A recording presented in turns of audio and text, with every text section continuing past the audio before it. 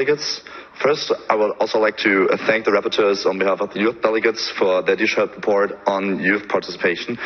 And furthermore, I would also like to thank the Congress itself for allowing us to join you here in the Congress through the Rejuvenating Politics initiative. The topic of rural youth is dear to my heart since I grew up in a rural region in eastern Germany myself. And this is why I would like to draw your attention to one specific aspect mentioned only briefly in the report: queer rural youth.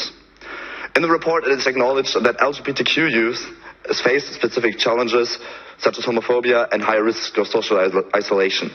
However, there is no concrete plan brought forward on how to better their situation.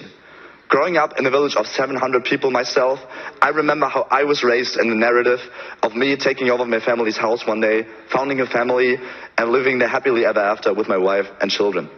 Queer people did not exist in this narrative. My family still does not know one crucial fact about me: I am gay.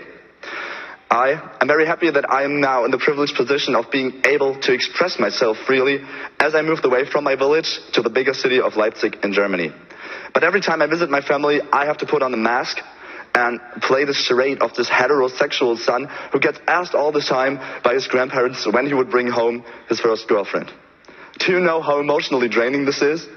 And even in this situation, I am privileged enough to now have a safety net of friends whom I can rely on, and that I can simply go back to the big city where being gay is accepted more, even though it is often enough still not seen as normal.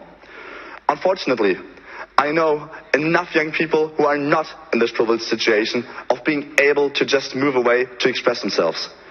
I would also love to rather be able to express who I am, but I'm simply too scared of the reactions, the probable side views, and possibly even hate crimes. To members of Congress, this is only one aspect of my reality. But it gives you an insight to the realities of so many young queer people all over Europe who face the uttermost different challenges. And I call on you to please show your solidarity with the queer minority and strengthen rural queer people. I am happy that in Germany there are already so many local NGOs supporting queer youth through local project work, healthcare, and counseling.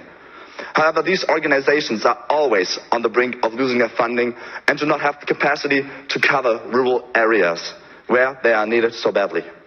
And it is upon you to ensure that these initiatives are well funded, that their projects reach rural areas, and that queer youth get the various support they need.